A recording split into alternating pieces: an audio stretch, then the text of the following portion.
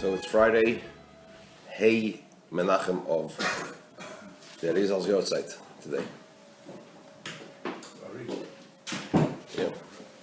Hey Menachem of Tavshin Ein Daled. We're in Paris Menachem Sefer Mamar Tavshin Yud Aleph Tavshin Yud Beis. In the Mamar of the second day of Shavuos Tavshin Yud Beis. We are on page dash 304. We are in the middle of chapter 4. And we are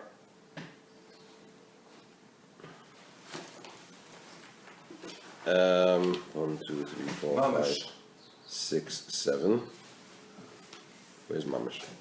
Are we going to be on Mamish? I think we are 7 lines from the bottom on page 304, page dash, after the brackets. The line starts Seichel, just after the brackets. So, K'moikein yesh inyan ha-seichel I b'midas. thought we're up to Mamish. Dalit, beginning of Dalit, no?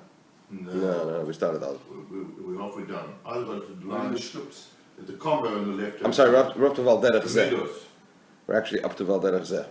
Which So there? it's 1, 2, Yeah, 3, Seichel, 4, sure. 5, 6, 7, 8. I'll go with you. 1, 2, 3, 4, 5, 6, 7, 8. 9 is the line, 9 lines on the bottom. The line starts Chayis. We're at the full stop. The word Val Derech Zeh. The Rebbe is explaining Seder Ishtalshelus. Right? The idea that Rebbe wants to explain is the relationship between all the elements within Seder Ishtalshelus relative to the relationship of Seder Ishtalshelus to beyond Seder Ishtalshelus. The relationship of all the elements within the chain order of creation relative to the relationship between the chain order of creation to beyond the chain order of creation. And the point that I was making is that all the elements within the chain order of creation have a shaykhis one to another, are associated one with another. So there is the relationship. There is a relative relationship between them, right? Notwithstanding the fact that the highest levels, for example, if you want to talk, he's talking not only about the 10 divine attributes within each realm, but he's talking about, for example, the relationship between Chochmah of Atzilus, the highest faculty, the highest attribute within Seder Shtalshelus, to Malchus L'Asiyah, to the lowest faculty within Seder Shtalshelus. Although the distance is vast, but in the sense that they're all part of Seder Hishtalshelus, they're all within the frame of the chain order of creation, there is a relative relationship between them, ultimately. Like the relationship between number 1 and a billion, or even, as we learned earlier, I mentioned in the previous year, the relationship between number 1 and infinite numbers. Yes, infinite numbers there's no relative relationship between number 1 and infinite numbers in the sense that it's infinite. You'll never reach the end of the infinite numbers because there's no end to the infinite numbers. But in the sense that they're both within the frame of numbers, in that sense, there is the relative relationship. Whereas if you talk about the number 1 relative to an intellectual idea, there's no relative relationship at all because they're in different worlds. In order to explain the difference between the relative relationship of the elements within the chain order of creation as opposed to the non-relative relationship to that which is beyond the chain order of creation, the Rebbe brought an example from the Nefesh HaAdam, from the soul of the person, which also has 10 faculties, right? Chachma through Chachma Edas. He's talking about Seichel, Midas, Machshava, Dibur, Maisa. So intellect, emotions, thought, speech, and action. Right? So the Rebbe explains that there is that. The Rebbe explains that there is what's called hiskalulus. They're intertwined one with another, and they are included in one another. So you have, for example, the Rebbe said, Machshava, Dibur, Maisa within Midas. Thought, speech, and action within the emotional faculties, and you have an element of the emotional faculties within Machshava Dibur Maisa. Not only do they interact with one another, but you actually find elements of one and the other. So he said, for example, concerning Midas and Machshava Dibur Maisa, the fact that the power to reveal, right? The power that the midas have to reveal, to be revealed, right? Because that's what's expressed in thought, speech, and action, right? You think about the emotion, you express the emotion, and you act upon the emotion, right? But so the thought, speech, and action reveal that. What's revealed within the thought, speech, and action? The midah, right? The emotional faculty. That ability for the emotional faculty to be revealed in Machshav Dibur Maisa is the idea of the Machshav Dibur Maisa being intertwined and incorporated within midas. Similarly, the fact that the Machshav Dibur Maisa are animated by the midah, person speaks with passion or with love or with hate and acts out in that way. So the love and the hate, as it were, within the speech or within the action, is an emotion. So the fact that it animates the thought, speech, and action is the midah as it is incorporated and included within the Machshav Dibur Maisa. That's the idea of Iskalalus. It's not much of a chiddush. It's not a chiddush, he's just bringing an example. Yeah. So he's expressing the idea of Iskalalus. Up until this point, he was talking about the fact that they have a relative relationship. He adds an element here when he talks about Keiches HaNefesh, in the Nefesh HaAdam, that there's the idea of Iskalalus. They're intertwined one with another. So this is how it is, midos relative to what? To Machshav Dibur Maisa. And their relative relationship and their intertwinedness, if you will. The same thing is concerning Seichel. That's where we're up to. Val derech zeh b'midas sheshar shema Seichel. Similarly, so here we were talking about Machshav Dibur Maisa, thought, speech, and action, in connection to midas, right? In connection to emotional faculties. Now he's talking about midas in connection to Seichel. He's going in, Malmata Lamaila, in ascending order. Similarly, in the relationship between the emotional faculties of the person, sheshar shema Seichel, that are rooted in the intellectual faculties of the person, you also have yesh hiskalus hamidas b'seichel. You have the intertwining of midas within seichel, the inclusion of midas of the emotional faculties within the intellectual faculties of the person. What is that? Shezeu inyan hispilus haseichel. This is the idea of intellectual excitement. We actually learned these few lines already previously, but we're just going back to the beginning of the Indian. The idea of excitement is a different essence, a different being than the actual, than the essence of seichel. Seichel is cold. Excitement is more something which is related to seichel, more that's related to midas, to the emotions. But when a person perceives an idea and understands it properly, there is a sense of, if you will, satisfaction or even excitement. It's pilot seichel. It's like that wow factor when you perceive something, when you work on something and you actually perceive it. There is that hispilus, but it's not emotional hispilus. It's seichelic hispilus, but nonetheless, it's still hispilus. Where does that come from? This is the idea of the intertwinedness of midas, the incorporation of midas within seichel, the emotion within the intellect. In the other way, we also find the idea of intellect within emotions. That seichel, intellect, affects life and growth within the emotions. And as mentioned in the previous year, you cannot compare the emotions of a child to the emotions of an adult. Right? Why? Why is that? There's the idea of maturity. Where does that maturity come from? It comes from the seichel. So seichel matures the midah and allows it to be in a different way than the midah on its own. So therefore we find in the relationship between the different aspects of Machshav Dibur Maisa to midas and midas to seichel that we have this idea of iskalus, inclusion of elements from one in the other. Now we go even further. Where does the seichel come from? The intellect. The intellect comes from the koyach hamaskil shebenefesh, from the power of intellectual conception. In the soul, there is a root from which there is a place, if you will, from which intellect comes from which intellect stems. It's called koyach hamaskil, the power and the ability to reveal or to bring forth intellect. So we're not talking about actual intellect. We're talking about the source of the intellect.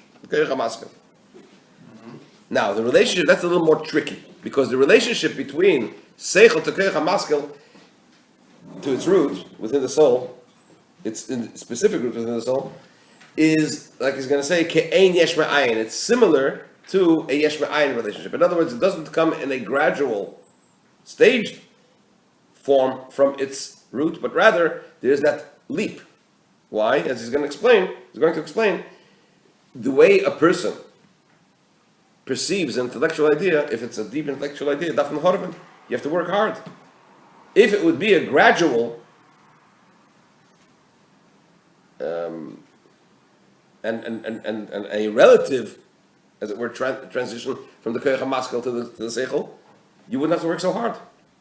So the relationship between the seichel and the koach hamaskel, in a sense, is even more distant than the relationship between midas and seichel. You say it's not intertwined. It's like It is, but it's a more distant one, because he's still not talking about the yesh ma'ayin relationship of, because we're still talking within what we would call the operating system of the nefesh. So it would be, the comparable in Olam would be Seder Shtalshalos. So we're still talking within Seder Shtalshalos and the relationship between the various elements within the Seder Shtalshalos. But nevertheless, in that itself, there's a difference between the relationship between Machshav Dibur Maisa and Midas and Seichel, relative to what? To Seichel to Koach HaMaskil. But it's still within the confines of what we would, as a catch-all, refer to as relative relationships. Let's see how the Rebbe says it in the Rebbe's words. Okay, we'll probably have to come back to it on Sunday, but let's at least try to get through it and touch up the words of the Rebbe. So too it is concerning intellect, which is rooted in the power to conceive. The power to conceive intellect, the power for intellectual conception.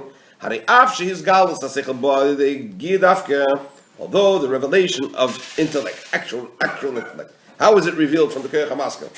That comes through toil. You have to work hard in order to extract it from there. The fact that you have to work hard, you have to harava and dig until you actually reveal the seichel, that demonstrates that what? That the power for intellectual conception is not actual extant intellect.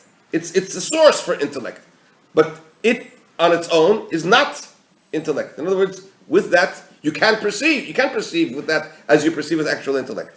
It's just a source for it. And the coming into existence of intellect from its source is similar to yesh me'ayin. It's similar to ex nihilo. It's a kind of an ex nihilo relationship. Mikol makom. Nonetheless, he says something very, very obvious. What comes from the koach hamaskel? What could you extract from the koach hamaskel? Nothing but seichel. Can't extract from it something else. So it's a source for specifically seichel. Mikol makom kivin shal yedei yigia al kaponim. Yimotzim mimenu seichel. Since through actually working very hard, through that digging down and harving, at the end of the day, what will come from it? Only seichel. The only thing that will actually come from it, ultimately, is only intellect. And specifically intellect, and nothing else. That is why it is a root for intellect. Although the way intellect comes from it is in a yesh ma'ayin mode. So what's that again? The idea? This is the idea of seichel being incorporated and intertwined with the power and the source from which it comes. Even though the way it comes from it is in a yesh ma'ayin aspect, in a yesh ma'ayin manner, right? But because the only thing that will come from it is seichel, it means that the seichel is there. It's like the Alter Rebbe says in Tanya concerning the ray of the sun and the sun. The relationship between the ray of the sun and the sun. It says the fact that, where do you see the ray of the sun? The ray of the sun you only see outside the sun. Because the sun is so powerful that you can't see anything else. So the Alter Rebbe says, where does the ray begin? Is the ray born outside of the sun? Says the Alter Rebbe, you must say that there is a ray within the sun. Because if it comes from the sun, it must be in there. But you don't see it. The way in which the ray exists within the sun is in a state of non-existence. Al derech zeh, I would say, similar to this. The fact that seichel comes from the koach hamaskel is an indication that the seichel is nichlal. There is a hiskalelus. There's an incorporation of the seichel in its source. But the way it comes from its source is in a yesh ma'ayin manner.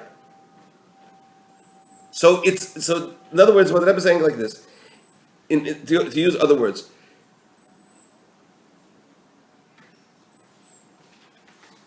when you say something has a relative relationship to its source, it doesn't necessarily mean that it has to stem from its source in a gradual, organized manner.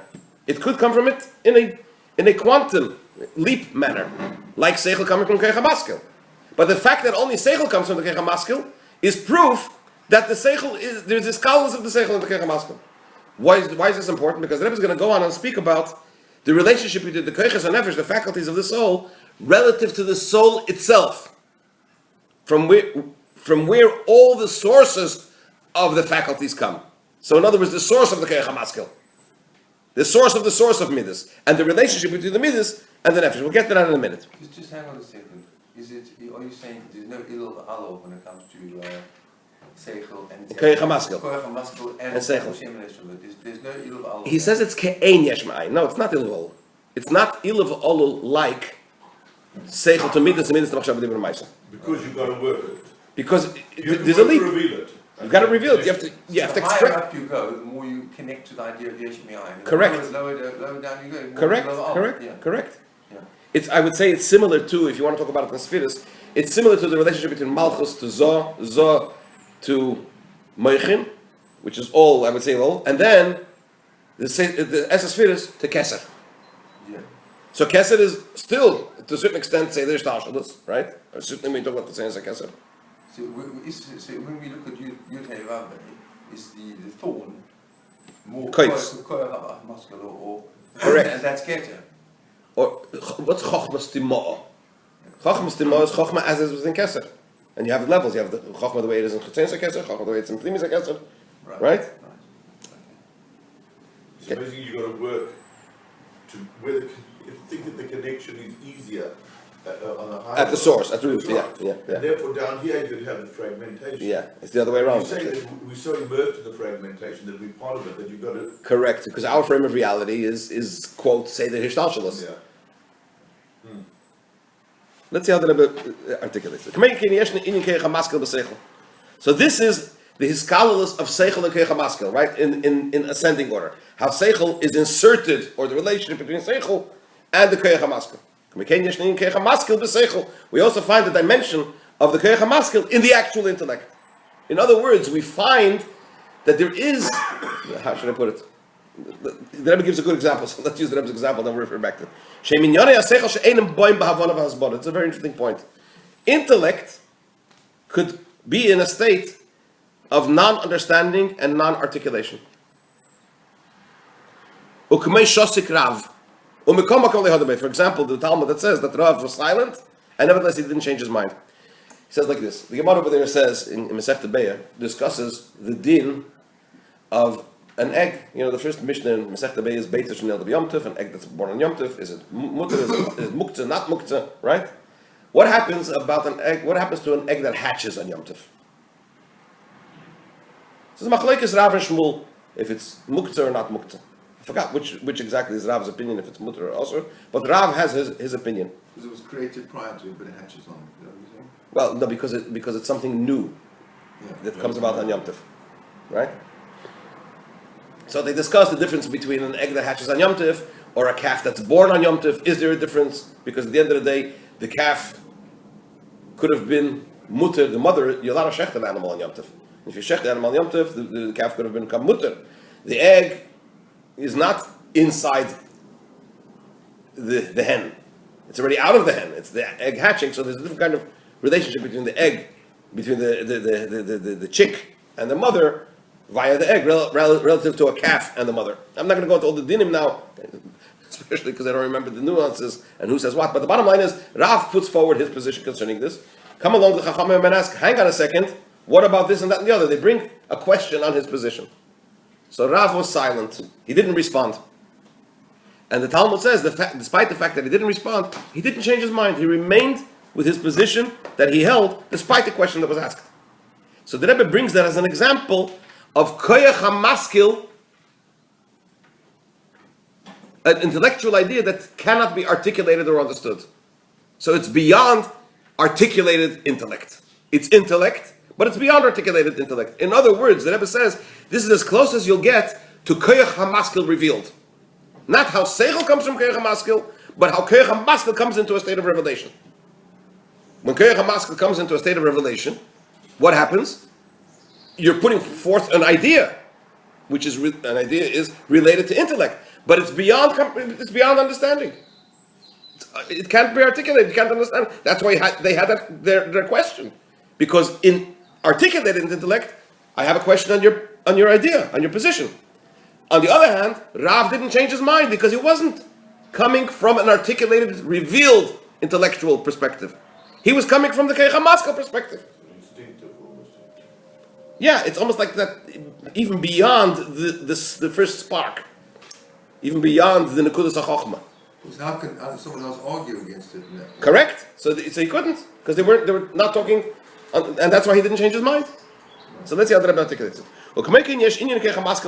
So too you find the idea of Koyach HaMaskil, the power and the source of intellectual conception, it within articulated seichel. These are things, intellectual ideas, that do not come in understanding, in a state of understanding and explanation. For example, Shosik Rav, the famous Talmud, that Rav was silent, and nonetheless he didn't change his mind.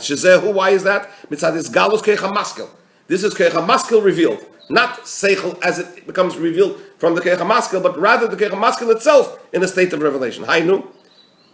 Or when you say his galus Koyach HaMaskil, it means Koyach HaMaskil making itself present. So we're not talking about how the idea remains concealed within the faculty for intellectual conception in the Koyach HaMaskil, and of course also not what articulated and revealed seichel kim kifisha babi his galus, but it's rather how the Koyach HaMaskil itself comes into a state of presence and revelation. But on the other hand, it's also not what? The revelation of actual articulated intellect. What we're actually talking about is the revelation of the power of intellect itself, the power for intellectual conception that makes itself present and revealed.